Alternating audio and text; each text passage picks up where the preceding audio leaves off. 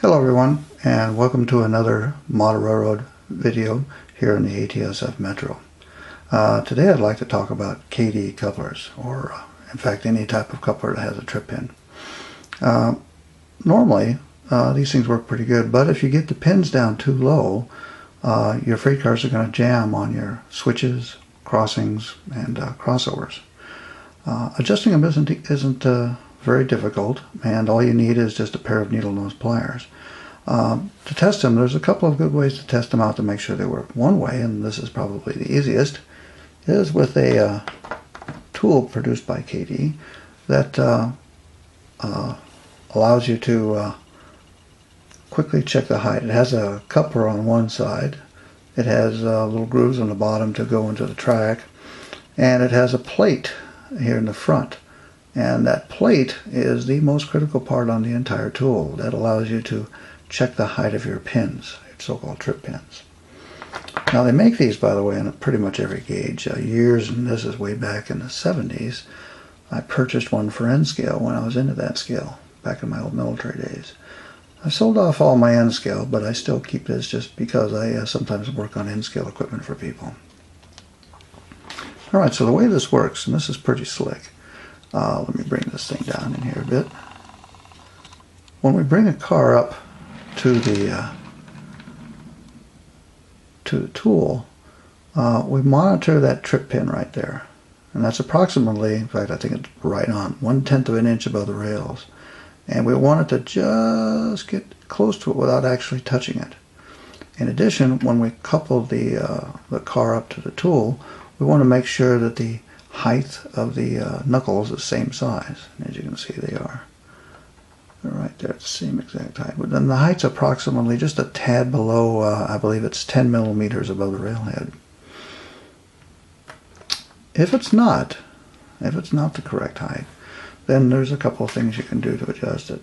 And I'll show you this. I'll try to get this around where you can see it. I'm going to back this out here. There we go. Okay. So now everybody in model railroading just about eventually gets herself a pair of needle nose pliers. They're critical. So take your needle nose and you put one of them here and one of them here. And I'm doing this kind of on the camera without, so you can see the position there. And you give it a gentle squeeze and then you check it. If by chance you're too high, well then you can put the needle nose here and squeeze the pin to flatten it out. Now there's another means of doing this, and again this is an expensive means. You can buy this tool from Kadee. Now I was given this, I don't really care for it myself, but Kadee sells this for the specific reason of adjusting your couplers, and the way this thing is worked is you put this thing over here like this, and the U channel along with the pin itself will force the pin to curve up. You can also flip it around like this and flatten it out. These tools here were used originally as wire forming tools, and they're still pretty good at doing that, but they're darn expensive.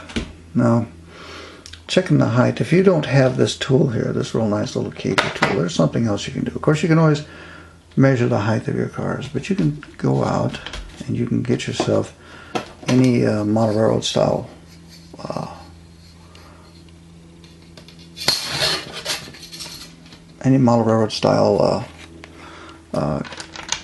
measuring device, ruler, and because the metal is the correct height, thickness, you can easily use that to check your pins. And if I zoom this in,